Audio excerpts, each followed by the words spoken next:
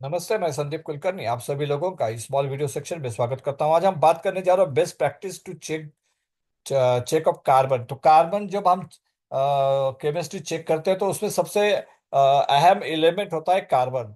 और कार्बन काफी effective element है। कार्बन के परसेंटेज के ऊपर आपके प्रॉपर्टीज, आपके माइक्रोस्ट्रक्चर, आपके हार्डनेस, इन सारी मेटल की फ्लूइडिटी, इन सारी चीजों का काफी श्रिंकेज टेंडेंसी काफी फर्क पड़ता है। और अगर हम आयन कार्बन डायग्राम देखें तो उसमें कार्बन का रोल बहुत अहम होता है। तो इसलिए कार्बन जितना एक्यूरेट आप चेक करोगे उतना ही आपको एडवांटेज मिलेगा। जितना कार्बन की एक्यूरेसी आपको पता चलेगी उतना ही बेहतर तरीके से उसे आप एडजस्ट कर पाओगे। और उतने अच्छे रिजल्ट आपको आपके प्रॉपर्टीज में, जैसे कि माइक्रोस्ट्रक्चर है, हार्डनेस है, फिजिकल प्रॉपर्टीज है, श्रिंकेज टेंडेंसी है, साउंडनेस है, इन सारी चीजों में आपको मिलेंगे। तो इसलिए जो बेस्ट प्रैक्टिस है कार्बन को डिफाइन करने की, कार्बन को चेक करने की, उसके ऊपर हम आज बात करने जा रहे हैं। तो शुरू करते हैं इस वीडियो को। तो best practice to check the carbon, the most common practice that we check is the spectrometer. और आजकल हम देखते हैं कि हर फाउंड्री में स्पेक्ट्रोमीटर होता है और आप स्पेक्ट्रो का कॉइन निकालते हैं। उसके ऊपर कार्बन, सिलिकॉन, ये सारे एलिमेंट, लगभग 30-35 एलिमेंट, कभी 40 एलिमेंट भी होते हैं। तो वो सारे एलिमेंट आप चेक करते हैं। तो वो सबसे पॉपुलर मेथड माना जाता है आज के दौर में। लेकिन the best and effective way of checking carbon is Ferrolab. मैं हमेशा कहता हूं कि आप स्पेक्ट्रोमीटर का जो रीडिंग्स है उसमें कार्बन छोड़ के बाकी सारे एलिमेंट को आप ट्रस्ट कर सकते हो, लेकिन कार्बन में आप ट्रस्ट नहीं कर पाते हो, क्योंकि जो स्पेक्ट्रो का जो कॉइन होता है वो हम सुपर हीट करते हैं। यानी सुपर हीट मतलब सुपर कूल करते हैं उसे। इमिडिएटली आप ठंडा करते हैं, जिसके वजह से कहीं ना कहीं वो जो कार्बन है वो कंबाइंड स्टेज में चला जाता है। और उसके वजह से आपको जो कार्बन का जो रीडिंग चाहिए वो रीडिंग सही तरीके से आपको नहीं मिल पाता है, क्योंकि आप उसे फास्ट कूलिंग करते हो, चील्ड करते हो। तो चील्ड सैंपल के वजह से कहीं ना कहीं आपको जो कार्बन की एक्यूरेसी है, वो रीडिंग की एक्यूरेसी वहां पे नहीं मिल पाती है। जबकि फेरोलैब में आपको पूरी तरह एक्यूरेट कार्बन मिल जाता है, क्योंकि वो बिल्कुल आपके carbon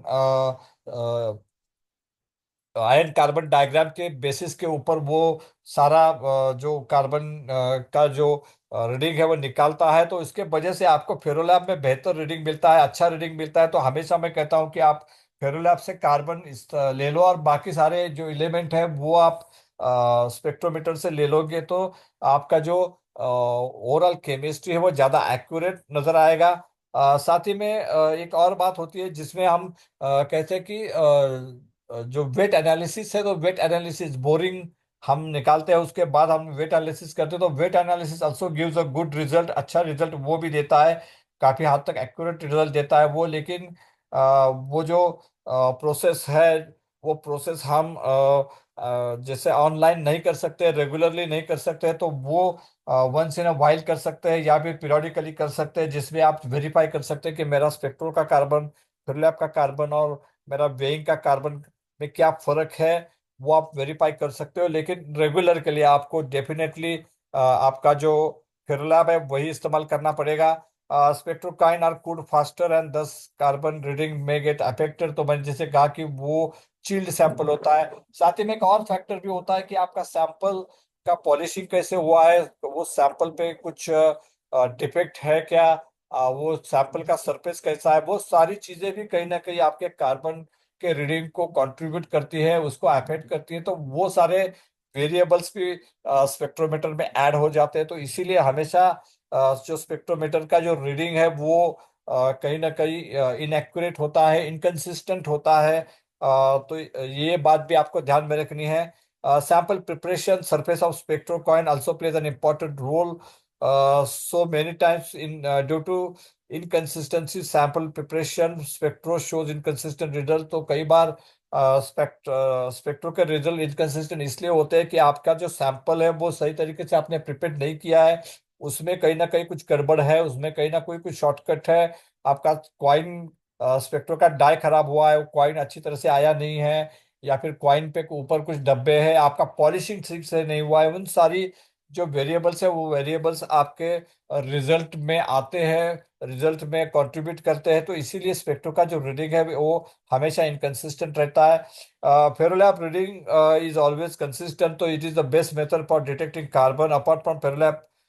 weight analysis also show consistent reading, but it is not done online. So normally we can use ferrolab or spectrometer for detecting carbon. तो कार्बन को डिटेक्ट रेगुलर के लिए करने के लिए हमें फेरोलैब और स्पेक्ट्रो का ही सहारा लेना पड़ता है। बट आई ज़्यादा जस्ट जस्ट बट जैसे मैंने कहा कि carbon in Ferrolab is always more consistent and reliable than the spectrometer, so always use Ferrolab as a carbon checking instrument, उसे ही आप फर्स्ट प्रेफरेंस दीजिए। और स्पेक्ट्रो में बाकी सारे रीडिंग्स आप ले सकते हैं, कोई डाउट उसमें, कोई दो राय नहीं कि बाकी सारे रीडिंग्स में स्पेक्ट्रो में कुछ ज़्यादा इश्यूज नहीं होते, लेकिन carbon you have to rely on ferrolab for the carbon. So that is from my side. Thank you very much.